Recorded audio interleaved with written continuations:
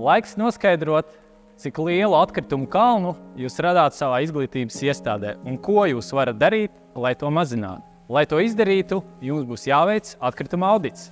Kopumā ir 3 audita posmi. Sagatavošanas darbi, jeb tas, kas jāizdara pirms audita īstenošanas. 2. posms – audita īstenošana, jeb kā tas praktiski notiksies. Un 3. posms – audita rezultātu izvērtēšana, jeb secinājuma formulēšana. Šoreiz vairāk uzzināsi par atkrituma audita veikšanu, bet nedaudz iepazīstināšu arī ar sagatavošanas darbiem. 1. Sagatavošanās darbi, jeb kas ir jāizdara pirms uzsākt auditu.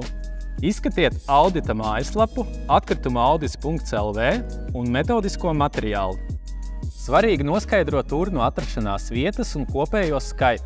Vienojieties, cik atkrituma urnas tiks apsekotas un to pierakstiet audita mājaslapā.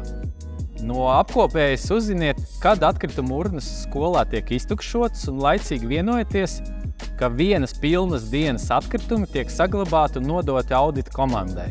Maisiem jābūt tik, cik plānojat apsekot urnu. Ļoti svarīgi nomarķēt atkrituma maisus, minot urnas atrašanās vietu un urnas tipu. Sadaliet lomas un pienākumus.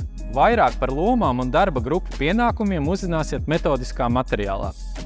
Atkritumu audita veikšana. Kad pienākusi atkrituma audita diena, iekārtojiet telpu. Izklājiet pārklāju uz grīdas.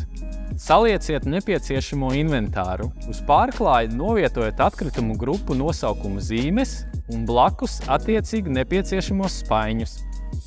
Blakus pārklājam salieciet zīmes ar telpu nosaukumiem.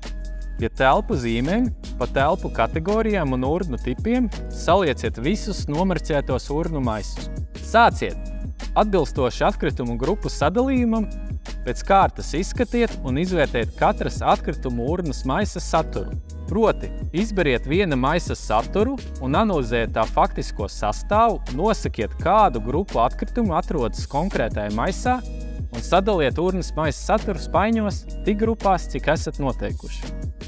Pēc tam katru konkrēto spaini nosveriet un reģistrējiet nosvērtās atkritumu grupas masu audita mājaslapā.